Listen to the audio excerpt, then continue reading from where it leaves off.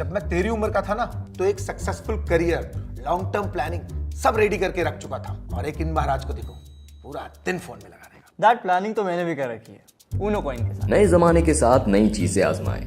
Looking for bitcoin? Download the Unocoin app.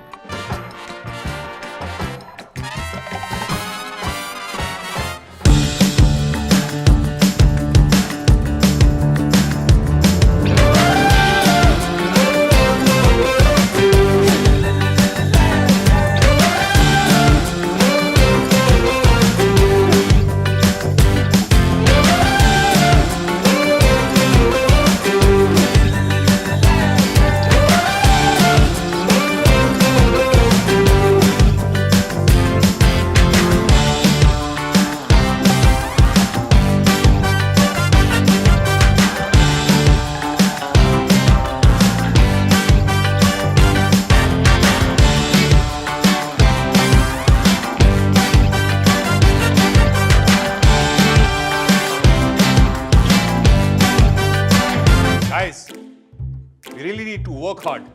This wasn't a good quarter. Tell me, are you happy with this? Yes! Unocoin. Want to earn Bitcoin? Just grab your phone and shake it. Download the Unocoin app.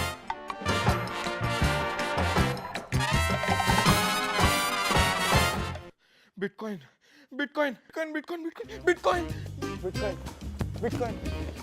Get a systematic buying plan from the Unocoin app to get your Bitcoin today.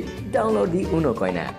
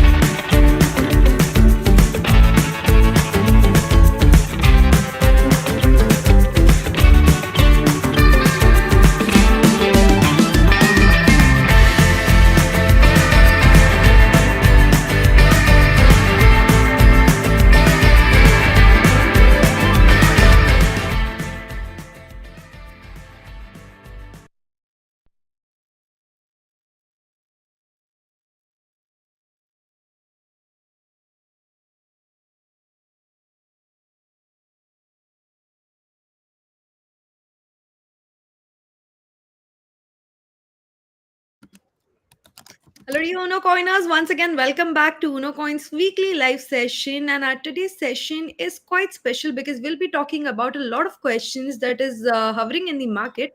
And for that, we have our favorite speaker and the most knowledgeable person in the room, Mr. Sathvik Vishwanath, the CEO and the co-founder of Unocoin. Hi, Sathvik. How are you today? I'm doing good, Shambhavi. How are you doing?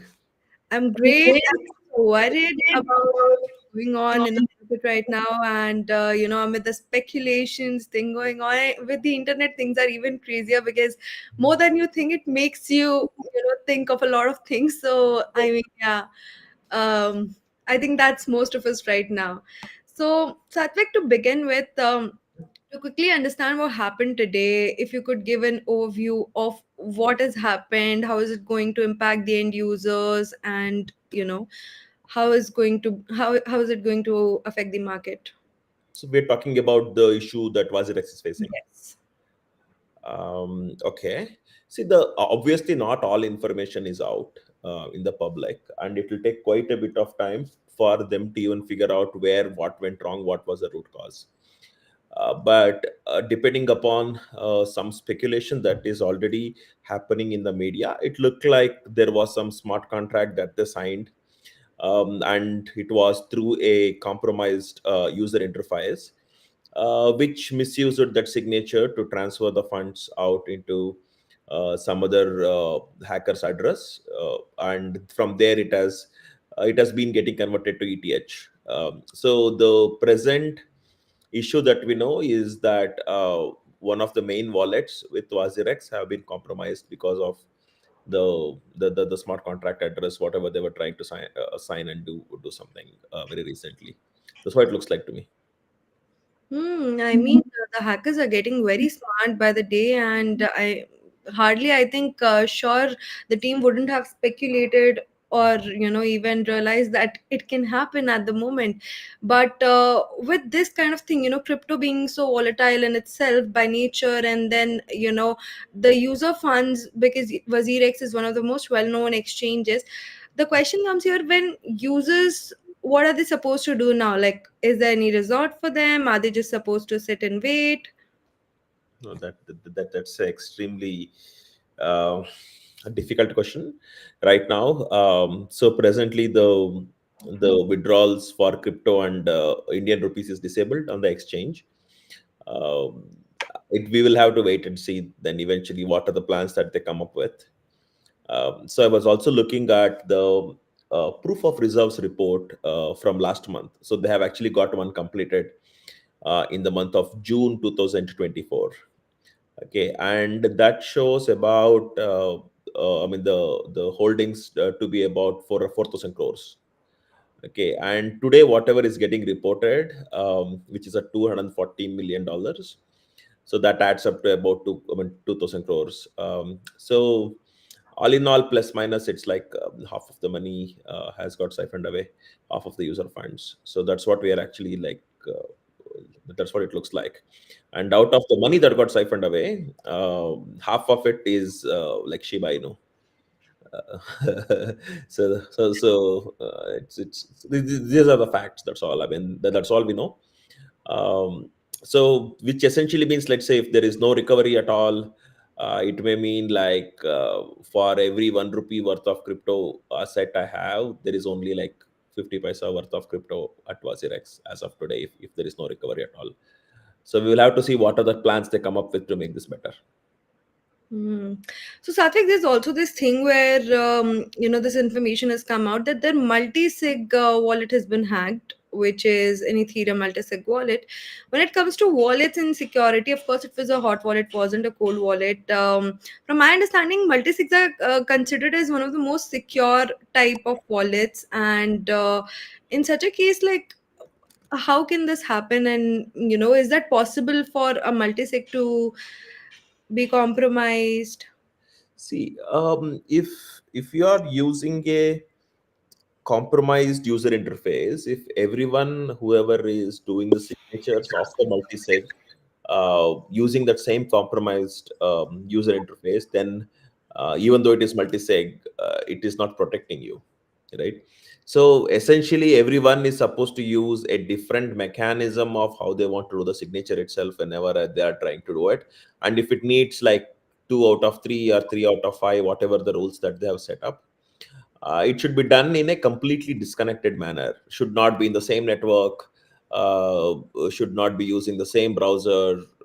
At the end, if one vulnerability is there, it's unlikely that everyone will use the same browser, but you never know, right? So there is some chance that will still happen that way. So yeah, that's what has happened right now, and we have the news. Okay. Crypto Trailblazer here is asking the same question I asked you 5 minutes ago. WazirX has disabled withdrawal. What next? I mean, see, we will not know yet. Okay, so we have seen different exchanges handling this in different ways. So at one point of time, say for example, Bitfinex, the way they handled it is they created new tokens, and they said over a period of time, using their profits, they'll buy back those tokens, whichever was shortage, because there was I think some 120,000 or some weird, I mean, like very high amount of Bitcoin was stolen once. Okay, and then when it comes to even before that, we had, for example, Mount Gox, right? So there actually almost all of the Bitcoin was hacked and stolen, but they were able to find about quarter of it. in the cold storage or whatever mechanism they had used at that point of time. So that took a different route. And when it comes to FTX, that's like a completely very different route altogether. They have actually trying to file for bankruptcy and trying to figure out how this should go ahead and such. In India, how it works, because this is the first time probably such a huge hack has happened in India for crypto. And close to 2000 crores is a extremely large number for a normal transactions or normal like whatever we hear about, right?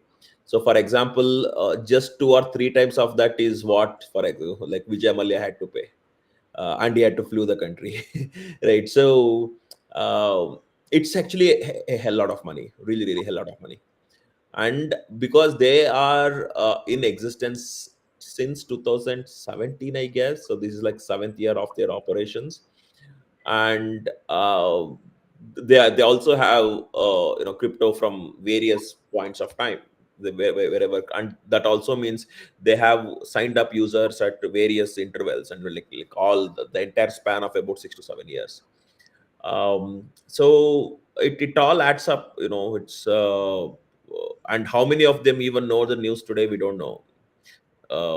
So I am guessing not even 20-30% of the customers of Osirex would know, unless they have close friends who are also working or maybe doing trades on Osirex, and they get to know somehow, kind of thing. Else it's not something that people would instantly know. It may take some time. Again, you cannot withdraw, yes. So whether they'll allow partial withdrawal also, that is yet to be seen. Or if they see, if it was like 10, 20, 30 million dollar hack, no, I would have had a different confidence. Again, this is a very personal opinion. I would have had a different confidence on how they could come back to business and figure this out.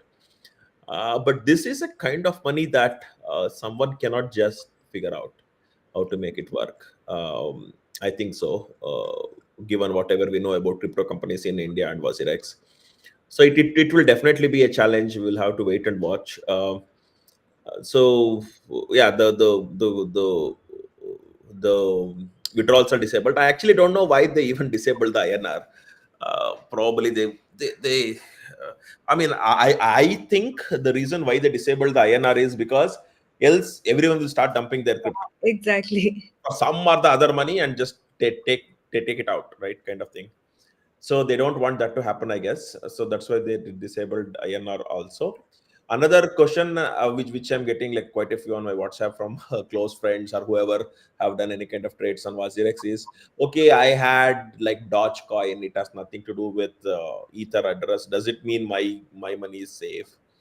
Again, we actually don't know. If it becomes like they will figure out how much is left out and what was lost, and if they average it and such, it will be a different thing, a different thing altogether.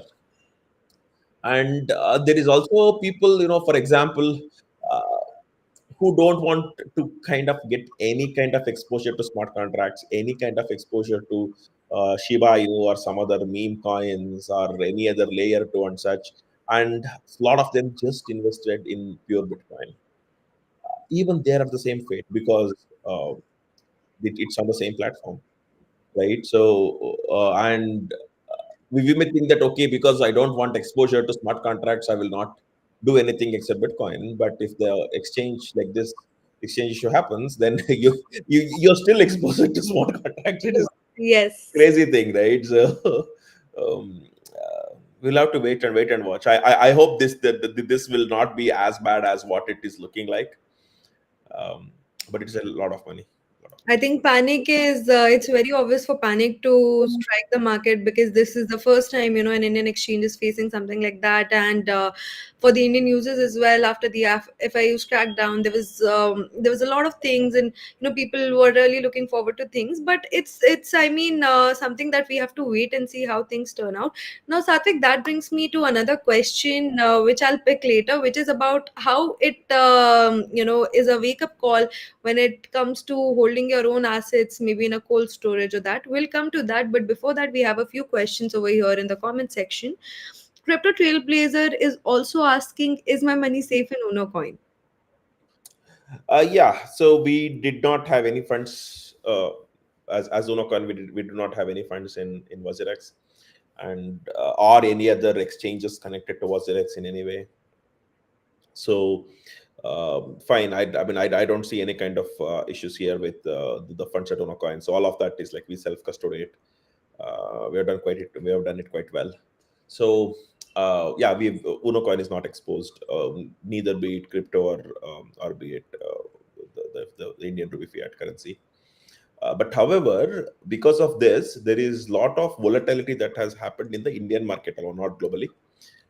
Indian market alone, which is kind of making the prices to go up and down, and it's the reasons are again about a specific company's hack attempt. So we want just our customers to be cautious that this will, even if it happens, whatever happens, it will be like a temporary in nature. So one should not take decisions just because the price is going up and down. If you have a genuine reason of why you want to do what you want to do, I mean, you can still buy and sell, but it should not be in a panic. Yes, that's true. I mean, keeping our patience is one of the most important things, and I mean, it's more about this was bound to happen, and everybody needs to stay calm. That is the priority.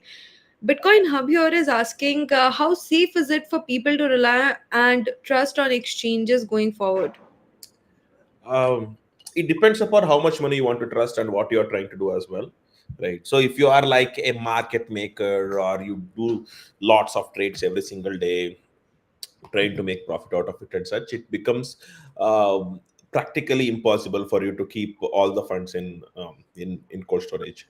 You will still have to leave majority of the funds that you need for trading on the centralized exchanges itself, or maybe some part of it in decentralized exchange also. Okay, so now it just comes down to what are the practices that the exchange is trying to do, the exchange is trying to take. Okay, uh, see, generally speaking, we speak so much about cold storage, and at least 90% of the money should go to cold storage, etc. Like that is like a standard practice from an exchange and such.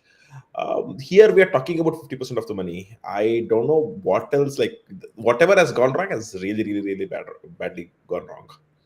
Okay, so that's what it looks like when it comes to Wazirex, like because that kind of money, if they had like 20,000 crores and 2,000 crores is what they lost, it's a different thing. But if they had 4,000 out of which 2,000 is lost, it essentially means the exposure was at least for 50% of the money Yes. of the crypto. Okay, so go with some exchanges which have been cautious with actually user funds, and self custodiate preferably. And I mean, like where the custodian as a exchange is taking care of it preferably well, and significantly using the cold storage. So that kind of covers most of it, right? So but there is again nothing that will tell you if you do like this it's 100% secure. It doesn't exist.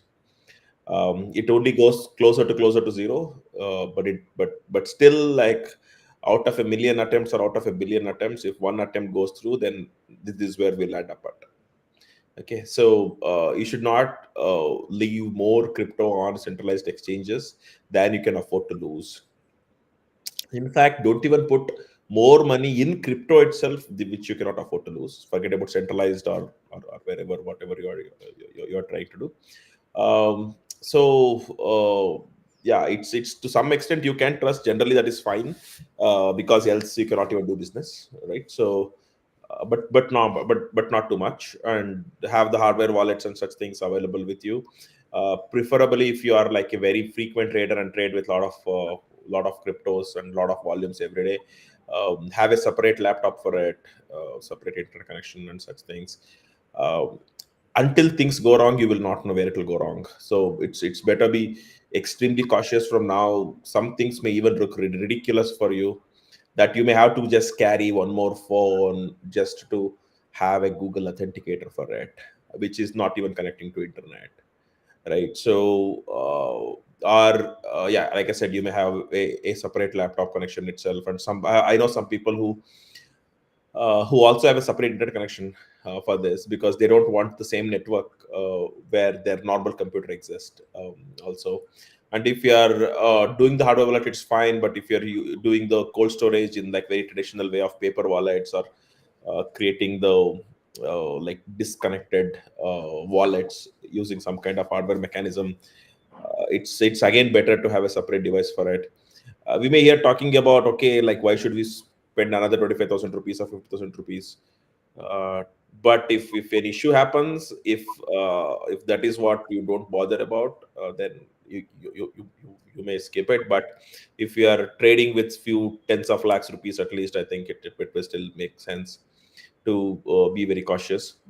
Again, this is like your part of the thing, but when it comes to exchange part of the thing, not every exchange, including us, will be able to explain you all the security measures that we take. Some of the security measures, if we explain it, then it also means it's exposed, right? So there is like 3 or 4 or 5 steps that one need to perform to reach out up to the cold storage to access any kind of fund. So like that, there are like different things. And some people will, some exchanges will have a like security check and such things before they can reach the cold storage. And some may have some kind of locker and a key, or some kind of identification available. Sometimes it may be like a long passcode or password itself, or sometimes it may that may even exist in the bank, or some kind of vaults, etc. So everyone uses different kinds of mechanism, and some also uses the online based cold storage. Again, it works in a little completely different way.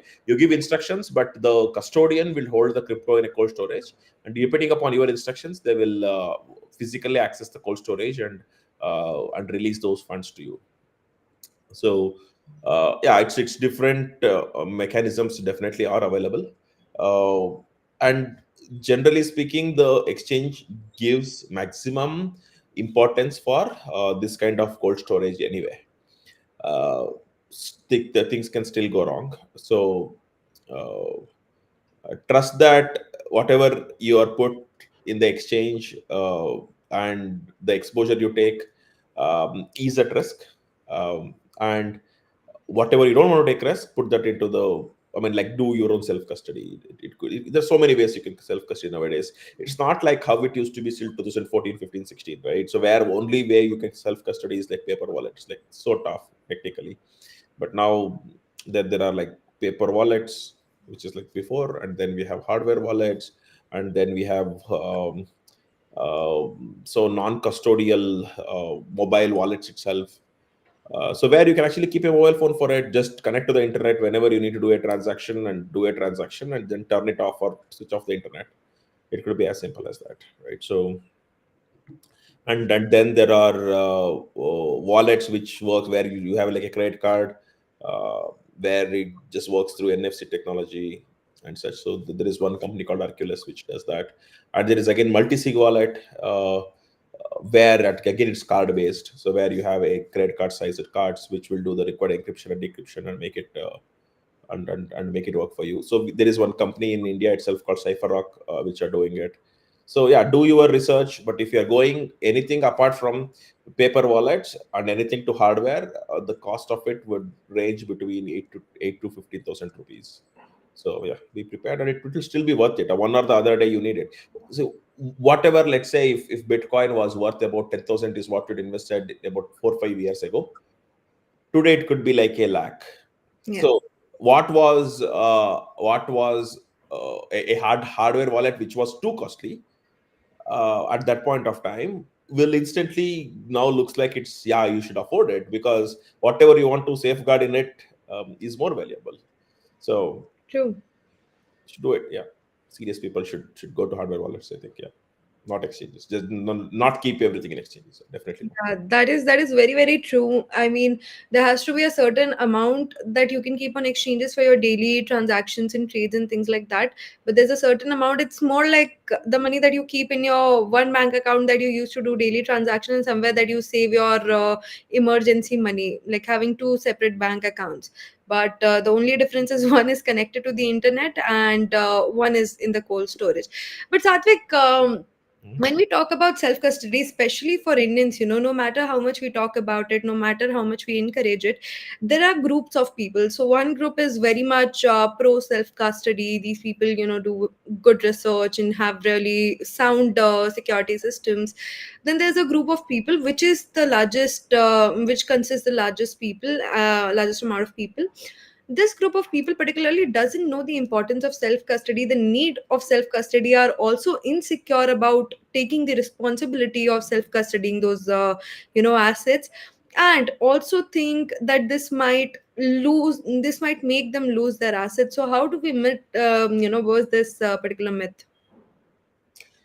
See, people, the second sector of people that you're talking about, so majority of them believe that okay, the price on a specific day or some day would instantly go up and maybe it will drop again as well.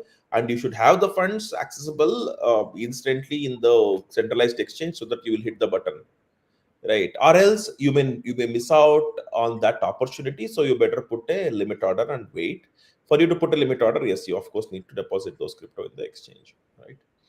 um, and unless you have a desire to make money in short term, okay, or try to see how you can maximize or monetize the speculation.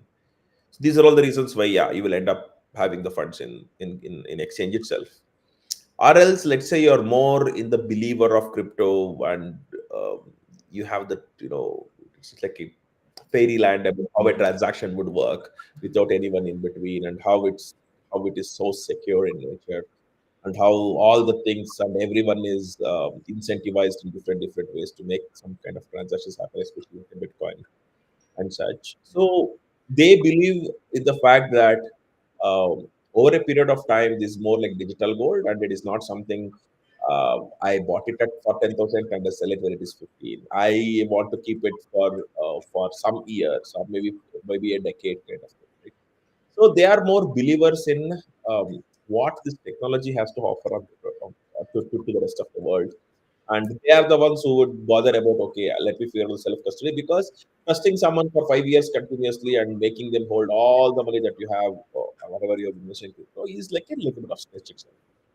So they are the ones who will actually withdraw and hold it separately, and the ones who want to make some short term money are the ones who will be forced to have their funds in the exchange itself. So that is how I would actually distinguish. um, so, but if you still ask me what is the timeline, uh, where you should distinguish whether it should be in the exchange itself or on the hardware wallet, I would say like 3 to 4 months. So if you don't have plans of doing anything in 3 to 4 months, you can take it off for sure. That is very, very important to have clear goals, what you are planning to do with the funds that you have acquired, be it crypto or, any other, even the traditional assets at that. So it's very, very important to understand and secure them in that manner. So Satvik, another thing that is very important with regards to self custody is that with beginners, it's more complicated. And I think the most amount of people who are right now struggling with, having funds either on their exchanges or self custodying it is the beginner kind of crowd, and they don't know what to do with it. So how sensible would that be? Because from a beginner perspective, they wouldn't know what to do with their private keys as well, and they might end up losing there too. So what is the easiest way that they can secure their assets and also maybe not have a jargon doing that? See, the first mistake that the beginners do is not about how they have to secure the asset. It's also about including what coins they choose. Okay, so for a rupee, they want 5,000 coins, kind of thing. You should not always go with that. Um, I mean, if someone asks me, I would say like these kinds of meme coins is like a pickle in your meal. You cannot eat entire pickle, just the pickle. Okay, it's like that. So we should have a little bit of thought through diversification of crypto portfolio, and some of the cryptos, maybe some hardware wallets won't even can't even support. Okay, so for the beginner, they should always go with Bitcoin, Ether, or maybe like Solana or a few others, and that's pretty much it. not to do anything crazy, and have a hardware wallet, take it into it, hold for some time. And one thing people are worried about, even at one point of time I was little worried about, is if I keep on moving the funds, I'll lose the mining fees, right? Okay, yeah, it's like 0.0005 Bitcoin that gets charged as miner, and today it is like 1,000 plus rupees already. It's like a lot of money, right? So when anyone would be bothered about it, but because you tried saving that, then your entire rest of the money is at risk. So whether you can, it's called like penny wise pound foolish, right? So that's like a proverb, but it usually be like that. So believe that any centralized exchange you are with can get hacked any day, anytime. At no time you should have more exposure than what you should afford to lose. And if you are even creating a portfolio of coins, whatever, withdraw them and hold it. There is no added benefit of holding the crypto and leaving it very long term in the exchange itself. True. I mean, not like somebody's getting any interest over it, unless they're putting it for staking or something like that. Mhm. So that is something to be taken into consideration.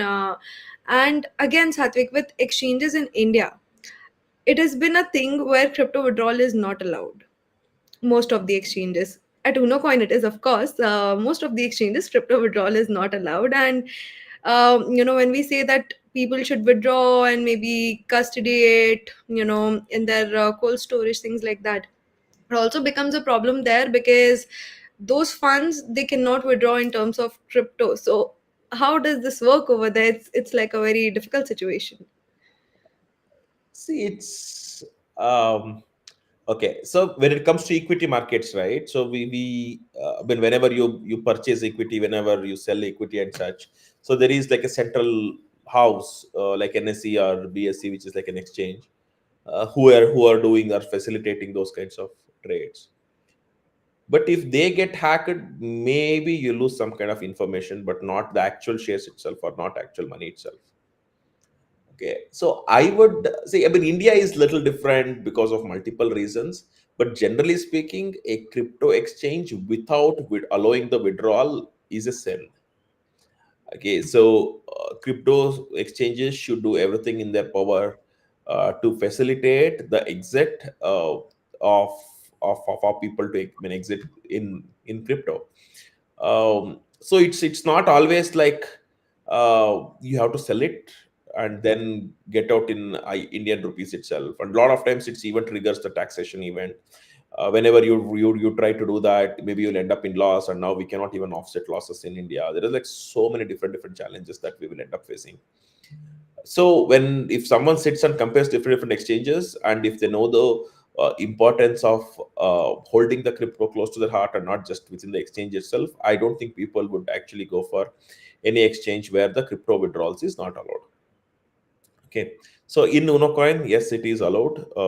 So people can purchase crypto and withdraw crypto, and we always, as an exchange, tell that we are an exchange again centralized as well, and we will have our own vulnerabilities which we cannot foresee. So people, whoever are doing the trade with us, they should just like withdraw their coins and hold it themselves until it is time for them to just invest back in, I mean, like deposit back in Unocoin and do another set of trades. But yes, this is not possible with a few of the big exchanges here. So again, people who are just looking for short-term money, for them it doesn't matter. But for someone who is looking for a long-term wealth generation or generational wealth, if you call it that way, so yeah, they should choose an exchange where withdrawals are allowed. That is essential. I think this is one of the points that should be taken into consideration when researching for a place to buy bitcoins or crypto assets as such. So, Satvik, coming to that, what are the few points that you would suggest should be there in somebody's mind when looking for a exchange to buy cryptocurrencies or assets like that? See, if you generally, like, if your investment amount itself is 5,000, 10,000, 20,000 rupees, it may not even be worth doing a lot of research to figure out where we should go and where one should go and do anything, right? But if they are investing a little bit more, let's say a couple of lakhs and such, it is important for them to see the longevity of the exchange. So that is like a trust factor to some extent. Why I would go to State Bank of India than some kind of very new small finance bank is because the longevity of the State Bank of India of not losing the trust. It is like one thing, and also about the various features that the particular exchange is offering. And also, I would still highlight the crypto withdrawals and deposits. So that is actually giving you the freedom. So that whatever crypto is trying to bring you to the table, bring to the table is the freedom of of that wealth, having that particular token that like you are the custodian yourself. I think one should not compromise that. So that actually leaves only a few exchanges which qualify for this, including Unocoin. Yeah. That is actually one of the biggest factors, why I keep suggesting this, that, it's very important to look for an exchange, because the whole point of Bitcoin is to be able to own your money and own your Bitcoins. So, I think, Satvik, there's some sort of voice issue. I can hear myself back. Guess that's my system. Yeah. Okay. So, like I was saying, it's very important for you to understand that Bitcoins are supposed, the whole basis and the whole core principle of Bitcoin suggests that you need to be able to hold your own money. And that's why self custodying and taking the responsibility of your money is very, very important. And looking at that as a factor is also very, very important. Now, Satvik, this has also happened where, the market might, like, a lot of people are saying this. I don't know how far is this true, but the market is going to be affected to some extent. I don't know, on a global scale or just on a national scale. How is that going to affect this? And maybe for the person who doesn't know anything, how is this going to maybe flip the things? Globally, I don't think it will be like a huge issue yet. It does not look like that to me. But India, yes, it would actually mean few things when it comes to regulatory clarity, the rules, the taxations, all of that. Now it is like one big thing that it's like a beast thing that all regulators or everyone would remember, like what has happened in the recent past. Um, and over regulating is also bad for this industry. um, so we will eventually again have to see how all it pans out. But luckily we have many other big exchanges as well. It's not like WazirX is the biggest and uh, or anything like that. So we will have to again wait and watch. I have feeling like today whatever it looks like, probably it will be less impactful. But definitely there is an impact. It's not like it's nothing. It's like something huge, and hopefully that it'll not be that huge.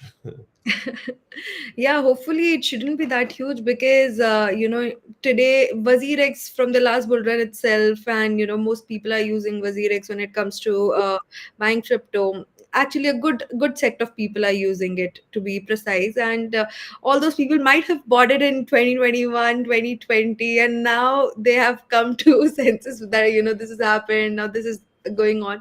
Another question, which is quite silly and quite funny, but is also a very important question, is that what will be the taxation like when, in case, the withdrawal gets stuck, and people, just in case, people might not get their money back or get lesser than what they're supposed to get.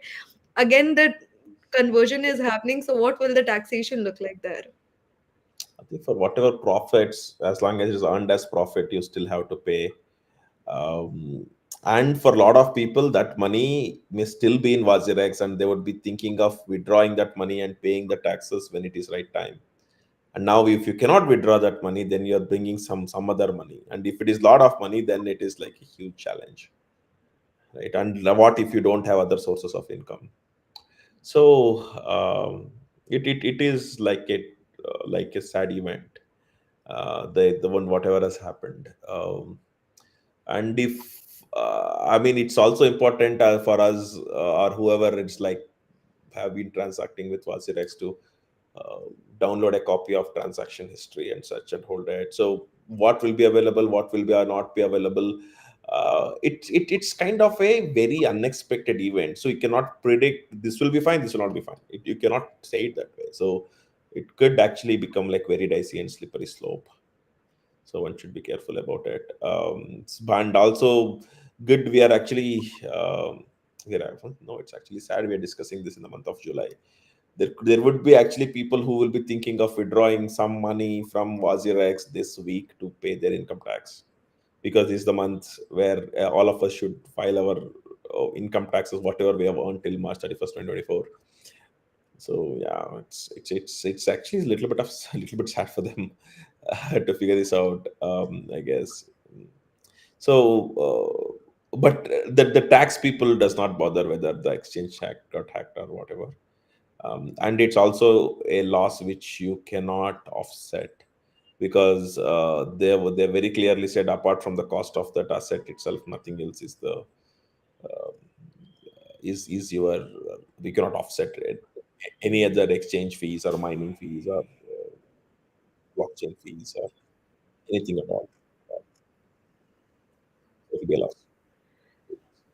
Well, definitely for a lot of people, they might be still looking at their screens, trying to get more updates and trying to understand what is happening with the scenario. And I'm sure the team will be able to figure something out, and they'll be able to provide with some solution at least. But in such events, because this is the first of its kind, Sathvik, and crypto being new in its own, and then this is happening. So the adoption was going good in India. Now, do you think that this might also hit break amid the hack? Yes, this is something that all of us should keep in mind as well to do anything new, and not only for us. Like I said, it could be enforcement agencies or even regulators. It could be FIU for everyone. Um, so, how do you protect users from these kinds of issues? We don't have the rules and regulations or uh, some kind of guidelines for that. And even if one writes those guidelines, how can we even be sure that it is like foolproof? It may still have the flaw, and then the blame directly goes on someone who actually wrote those guidelines instead of than the exchange itself. um, so it will have some impact. I'm foreseeing some impact in like every way where whatever gets connected to this. And there will be a lot of market makers or people who will be trying to do some kind of arbitration and holding some money like everywhere in 25 different places, and some of them even in online exchanges, like international online exchanges, and trying to take that arbitration opportunity and such. And to make whatever money was lost or got struck, it could take like a year or two for a good trader to make that kind of money, and now it is just like gone. Right? It's like a huge setback. But till we have the complete clarity on what is lost, what is found, what the stance would look like, we will not know that yet. I mean, again, this is one thing. Waiting and watching is something that all of us are supposed to do at the moment, and we just try to keep some patience. And Satvik, for these kind of situations, I know there might not be any solution to it, but are there any recovery resorts that maybe user can take to in somehow get the money? If you cannot withdraw crypto, you cannot withdraw fiat, then what will you do here? Like, how can you take the money out? True. I mean, there's no possible way. I cannot see a way. I cannot see a way. If at least if the INR withdrawals were allowed, then okay, you may sell a little bit of your crypto at loss and just try to exit, not take the risk of what will happen in the future, something like that. But if both of them are disabled, then at least don't sell it at a loss. Just wait. No, whatever will happen eventually. That is very important for everybody. I mean, I've been saying this a lot of times. It's very important to keep patience. It's very important to stay calm. But amid all of this, Satvik, because it means a lot for the user, for the end user, because they're the ones, who will be affected at the end of the day. Those people, who have been trading, who have been maybe investing in whatever capacity that might be. Now, this brings us to the question where how much important self custody is, and people are not implementing it. And you know, again, self custody is something that is very very essential, but with the current scenario of not taking responsibilities with our even the rupees, we hardly keep cash nowadays, let alone storing crypto in self custody. How does that happen? Because it's very confusing at this point, what to do, what not to do. I lost the track of your question. What was it again? The question is, in terms of, you know, when we are looking at this and the end user being affected, because now with the exchanges security, you know, being questioned like that, self custody is very very important. But again, self custody being complement being so complicated, what's happening, like what to do, what not to do, again, for the users in terms of. Yeah, it's like this, right? So if you want to use WhatsApp, you have to learn how to use WhatsApp. No, it's like that. If it is important to you, you will learn, and if it is very important to you, you will actually learn it better, learn it sooner. So, and as long as we can read English or whatever native languages, etc., and be able to follow the instructions, so 90% of the time it will just be safe. It's because if they're using hardware wallets and such, we don't have too much of incidents where the hardware wallet itself got compromised in one or the other way, and things have really gone bad wrong, right? So, and if one is holding a lot of crypto in the hardware wallet itself, they also know that they should safeguard it in the hardware wallets physically as well, and they want to keep it and such. So what they have to do, they have to, and it is again, we are not in the year like 2016 or 18 where less information are there. Today there are so many people doing so many crypto related videos. uh, I'm sure every influencer has one or the other video about crypto and how to do things. So go listen to your favorite influencer and then follow the instructions. You'll generally be fine. Yeah. Also, Satvik, in terms of self custody, one of the very important question that comes up is, do we have insurance option when it comes to self custody? I have never heard of anything like that. And it's also like, it is like health insurance kind of thing, right? So sometimes it works, sometimes it doesn't. There are various reasons why something will not work. An insurance company will not provide the required insurance because of the terms and conditions and this. And to what extent can you read the 30 pages of terms and conditions before you assume that you're like 100% secure? So you cannot depend upon the insurance. It's an insurance. If things go wrong, maybe some chance that someone is helping you, like underwriters, but else no, it's you cannot depend on that. And now see, like, insurance is also a business, right? So they also insure. I mean, like how our present life insurance works or present health insurance works is because there are like millions of people or crores of people who get insurances, and there are like 1 or 2 or 3% of people who will claim the insurance, and and then the insurance company will be able to support it. But these kinds of events, the first thing is, if let's say for Unocoin, if some insurance company comes say, okay, fine, I'll help you with the insurance, I'll insure you, and you have to pay let's say 3 crore rupees per month or something like that, and people literally like laugh at it, right? So no, we cannot afford that kind of money. But on the other side, how many such exchanges exist? Maybe 8 or 10 in India. And then if anything like this goes wrong, where it is like a 2,000 crore of hack, will the insurance company really be able to cover it, right? So my answer would definitely be no. The insurance company will go bankrupt, right? So uh, it will not always help. For smaller incidents, I understand.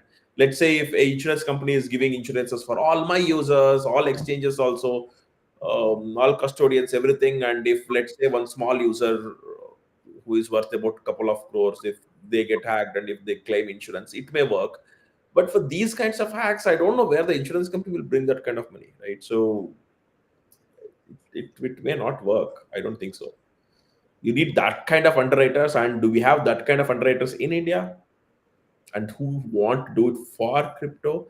And on the other side, some of the exchange or some of the insurance companies say that, okay, I will insure up to 10 crores. And what is, in crypto world, 10 crores is absolutely insufficient. For 10 crores, they want companies to pay about 20 lakhs per year or something like that, right? So that is okay, but does it mean I'm like my full money of whatever I'm holding for customers is insured? No, it's only like 10 crores is insured. If I try to do that for the entire money of whatever I have from my customers, then the premium would be like few tens of crores every year, and companies cannot afford it again. So it will be a very chicken and egg problem. If you have, let's say, some 500 or 1000 crypto exchanges in India, then yes, the insurance companies may actually be able to figure out a business model here, but one not with just like 5-10, and if one goes on and if it is 2000 crores, it will not work. Again, yeah, that is an interesting thing to keep in mind. We have questions here from Mr. Shakti Prakash. He's saying Unocoin has been registered as a virtual digital asset service provider or an internet technologies company or by any other title with the Ministry of Corporate Affairs. Why I'm asking this is if you have made misinterpretation of objective, there comes a legal risk as well for the exchange. Okay.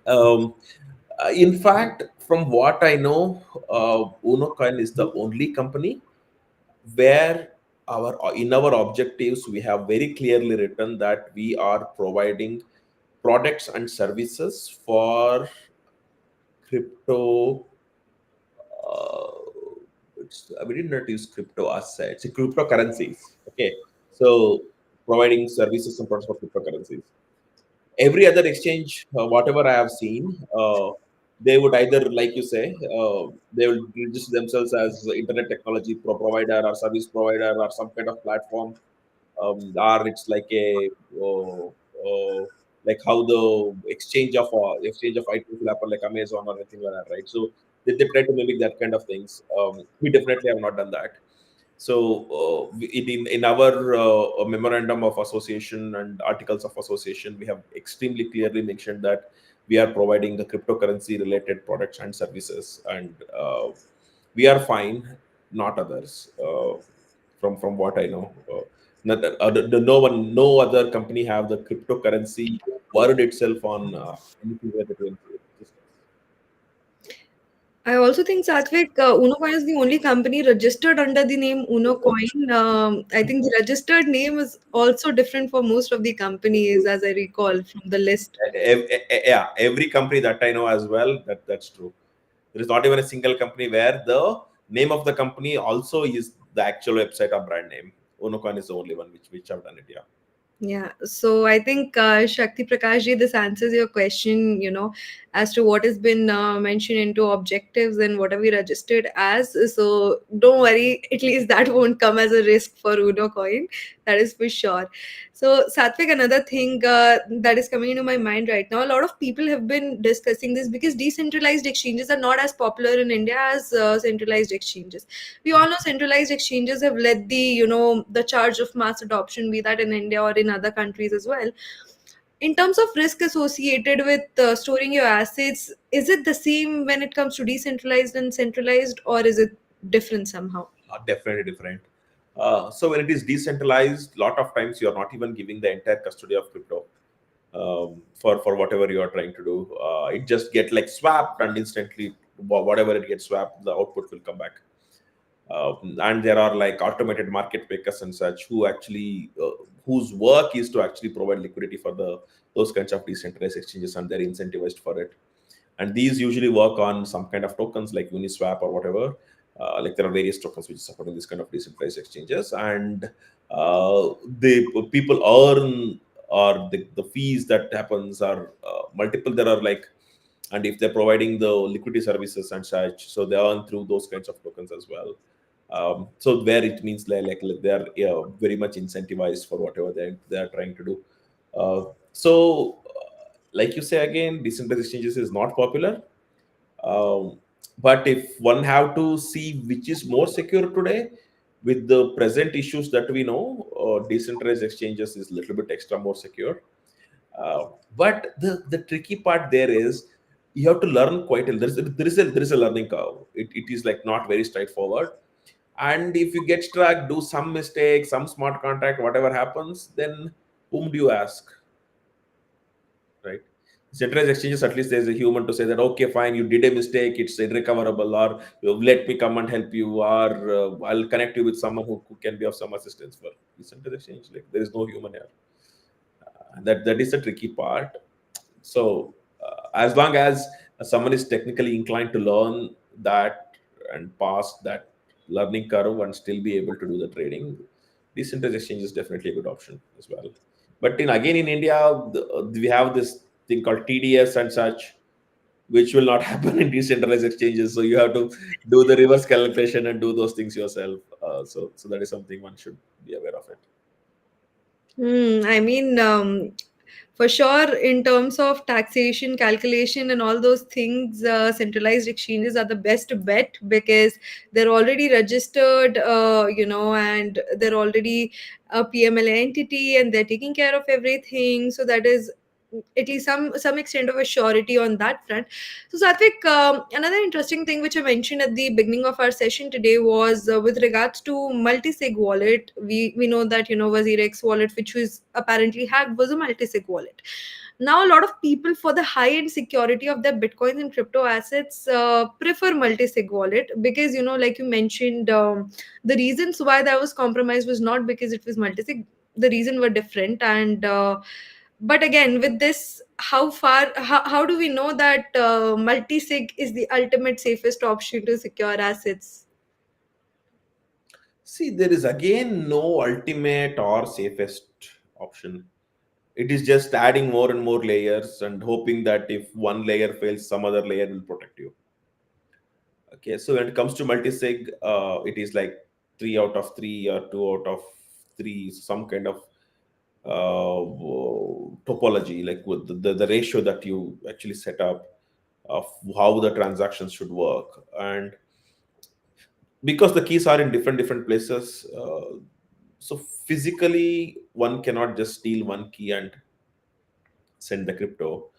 But the present hack that we're talking about, it looks like all of the key holders used the same vulnerable user interface or some kind of malicious thing, and they did the same signature, including whatever they need to do, and also that malicious activity that has happened behind the scenes.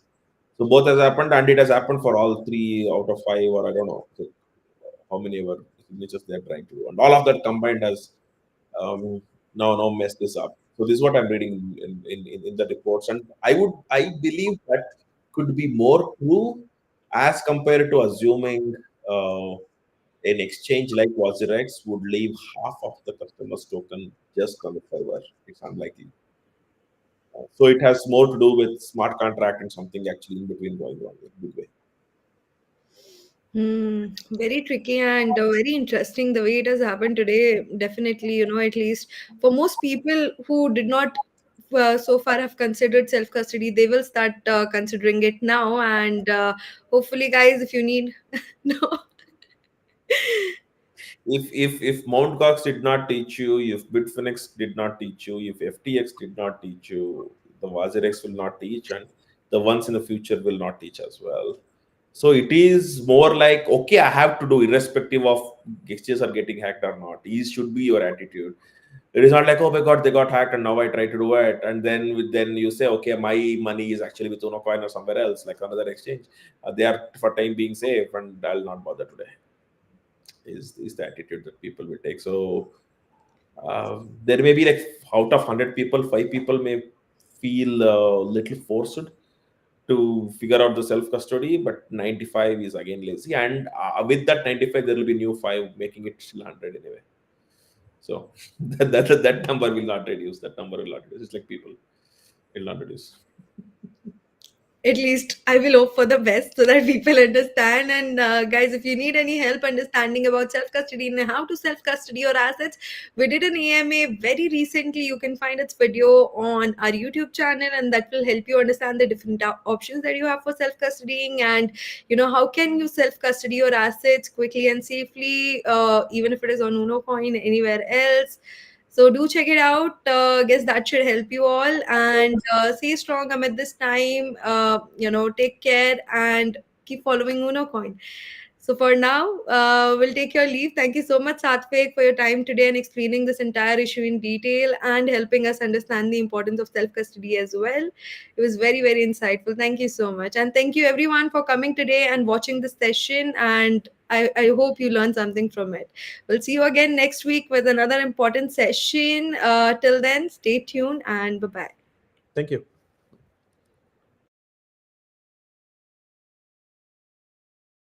Bitcoin, Bitcoin, Bitcoin, Bitcoin, Bitcoin, Bitcoin, Bitcoin. Get a systematic buying plan from the Unocoin app to get your Bitcoin today.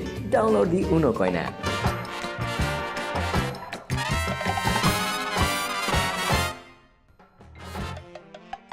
Crypto products are unregulated and could be highly volatile. Please be aware of